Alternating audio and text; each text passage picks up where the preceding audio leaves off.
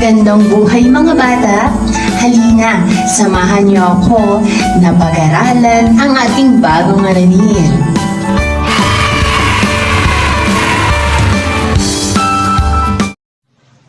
Ano ang unang pumapasok sa inyong isipan kung mababasa o maririnig ninyo ang mga salitang spoken word poetry, saknong, taludtod, tugma, at sukat? Mahusay, ito ay pumapatungkol sa tula. Sa araw na ito ay malalaman natin ang dalawang anyo ng tula.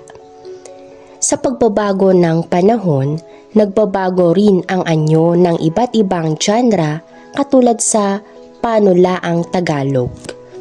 Sumilang ang tulang May Malayang Taluturan sa pangunguna ni Alejandro G. Abadilla. Siya ang itinuturing na ama ng modernong tulang Tagalog. Sa pagsulat ng tulang May Malayang Taluturan, ang Makata ay lumilihis sa tradisyonal na paraan ng pagsulat. Ito ay walang sukat at tugma. Hindi man regular ang sukat sa Malayang Taluturan, dama pa rin ang ritmo at kariktan ng tula. Halimbawa, pangarap, lipad-lipad, kaya mong lumipad. Sa sipag at tiyaga, abot mo ang iyong pangarap. Kahit anong lakas ng hangin, ay hindi mo susukuan. Dahil ang pangarap mo'y kailanman hindi susukuan. Dumako naman tayo sa ikalawang anyo ng tula. Ang tulang tradisyonal ay sumasaklaw sa mga tulang may sukat at tugma. May sinusunod itong tuntunin. Iba-iba rin ang sukat ng pantig sa bawat taludtod. Nakasalalay sa manunulat kung anong bilang ng pantig ang nais niyang gamitin sa pagsulat ng tula. May wawaluhing pantig, may lalabindalawahin, o lalabing-animing pantig.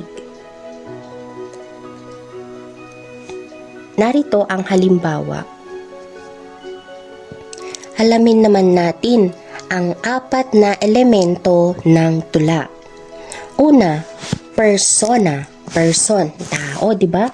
Tumutukoy ito sa nagsasalita sa loob ng tula.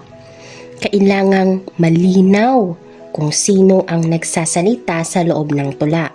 Kung bata o matanda ang persona na ginamit sa tula. Malalaman ito sa paraan ng kanyang pananalita, gayon din ang lengguwahe ng kanyang kasarian, edad, gawain at kalagayan sa lipunan. Kung siya ba ay mayaman, mahirap o katamtaman. Pangalawa, talinghaga. Ito ang pinakamahalagang elemento ng tula. Kung wala raw ito, hindi matatawag na ganap na tula ang isang hinabing tula. Ang paggamit ng talinghaga ang nagbibigay kulay at ganda sa isang tula. Ikatlo, tugma.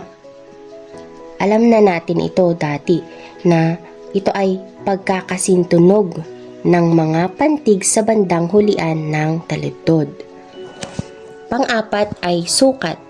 Tumutukoy ito sa tiyak na bilang ng pantig or syllables sa bawat taludtod.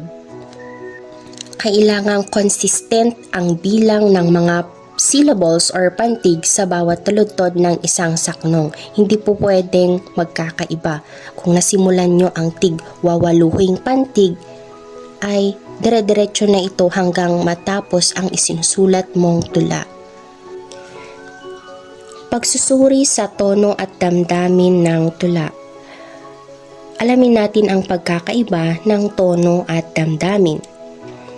Una, tono, tumutukoy ito sa saloobin ng author tungkol sa tinatalakay niyang paksa.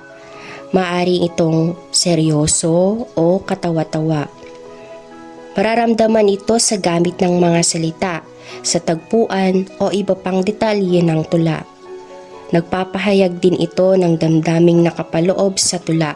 Halimbawa nito ay saya, lungkot, takot, pag-aalinlangan at iba pa. Ano naman ang damdamin? Damdamin or mood. Tumutukoy ito sa emosyong nararamdaman ng mambabasa. Mambabasa o readers habang binabasa ang tula o isang akda tulad ng kalungkutan, galak, galit at iba pa. Ito yung mismong nararamdaman ng mga mambabasa or readers habang binabasa niya yung tula.